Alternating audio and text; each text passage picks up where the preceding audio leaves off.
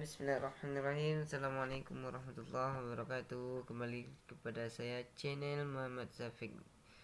Baiklah, perkenalkan lagi, nama saya Muhammad Syafiq, jurusan manajemen pendidikan Islam semester 6.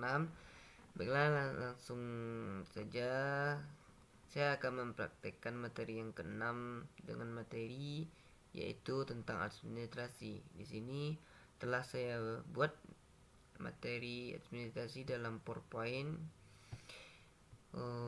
Baiklah, di sini poin yang pertama yaitu tentang administrasi pendidikan dan tenaga pendidikan, di mana administrasi pendidikan adalah keseluruhan proses yang diperlukan dalam penyelesaian pekerjaan-pekerjaan personil sekolah untuk peserta didik. Administrasi pendidik dan tenaga pendidik atau PTKP adalah sebuah proses keseluruhan kegiatan pendidik yang meliputi perencanaan, pengorganisasian, pengarahan, pelaporan, pengkoordinasian, pengawasan, dan pembiayaan dengan menggunakan atau memanfaatkan fasilitas yang tersedia, baik personal, material, maupun spiritual untuk mencapai tujuan pendidikan secara efektif dan efisien. Dan juga proses dalam administrasi PTK dimulai dengan pengadaan tenaga pendidikan seperti seleksi, selanjutnya penempatan dan orientasi.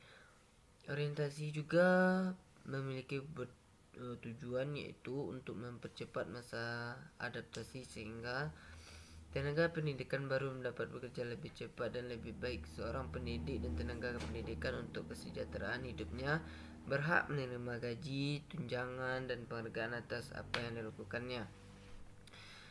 Dan di dalam administrasi juga memiliki fungsi administrasi pendidik dan tenaga pendidikan, yaitu yang pertama planning atau perencanaan. Dalam artian penting adalah perencanaan dalam administrasi pendidikan, yaitu untuk memberikan kejelasan arah bagi setiap kegiatan sehingga setiap kegiatan dapat diusahakan dan dilaksanakan secara efektif dan efisien. Dalam perencanaan juga terdapat prinsip-prinsip yang harus diperhatikan karena perencanaan sesuatu yang harus diserahkan atas pandangan tertentu, di mana sebuah perencanaan harus berkesinambungan, komprehensif, fleksibel, memiliki orientasi pada tujuan, memperhitungkan aspek-aspek kuantitatif dan kualitatif. Selanjutnya yaitu yang kedua, organizing atau perorganisasian, di mana perorganisasian merupakan sebuah kegiatan yang berisi tentang menyusun, membentuk hubungan kerja antara pribadi ataupun kelompok sehingga terwujudnya suatu kesatuan usaha dalam menempuh tujuan yang ditetapkan, di mana dalam perorganisasi terdapat asas-asas yang penting yang harus diperhatikan, dan antaranya seperti profesional, pembagian kerja yang harus jelas, mengatur pelimpahan wewenang dan tanggung jawab, mencerminkan rentangan kontrol, mengandung kesatuan pemerintah dan fleksibel. Dan poin yang keenam yaitu pada poin yang ketiga, pengarahan atau directing, di mana pengarahan yang diberikan kepada anggota organisasi sehingga mereka menjadi karyawan yang berpengetahuan dan akan bekerja efektif menuju sasaran yang telah ditetapkan. Yang keempat yaitu pengkoordinasian atau coordinating. Coordinating ini dapat diwujudkan dengan menggunakan secara antara lain konferensi, pertemuan berskala, pembentukan panitia gabungan, jika perlu pembentukan badan koordinasi staf, wawancarai bawahan, dan memiliki buku pedoman organisasi dan kinerja. Dan selanjutnya yaitu penganggaran atau budgeting. Dalam penganggaran atau pembiayaan adalah kegiatan yang dapat biaya serta mengelola anggaran pendapat dan belanja pendidikan. Kegiatan ini dimulai dari perencanaan biaya, usaha yang mendapatkan dana yang mendukung secara rencana itu, untuk penggunaan, serta pengawasan penggunaan anggaran tersebut.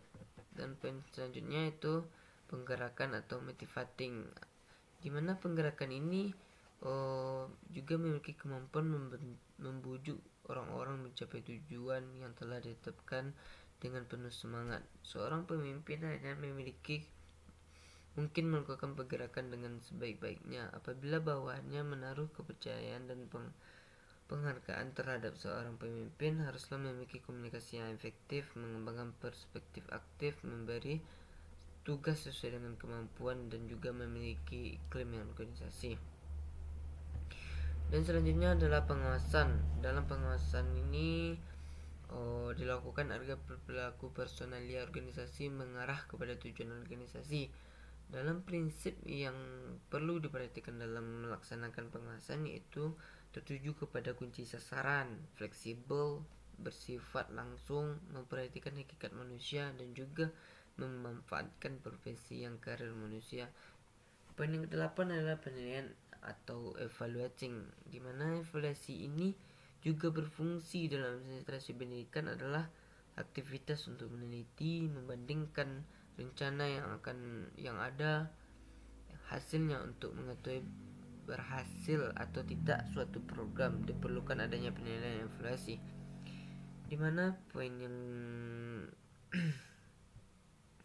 yang selanjutnya yaitu hubungan sekolah dan masyarakat, di mana hubungan sekolah dan masyarakat ini pada hakikatnya merupakan suatu sarana yang sangat berperan dalam membina dan mengembangkan pertumbuhan pribadi peserta didik di sekolah, di mana sekolah sebagai sistem sosial merupakan bagian integral dari sistem sosial yang lebih besar yaitu masyarakat.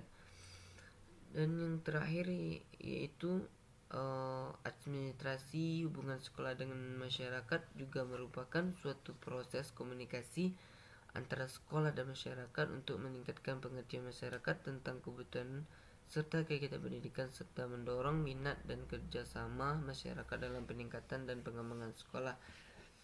Di sini juga memiliki administrasi memiliki definisi atas mengandung 3 elemen yang sangat penting, yaitu adanya yang pertama kepentingan yang sama antara sekolah dan masyarakat.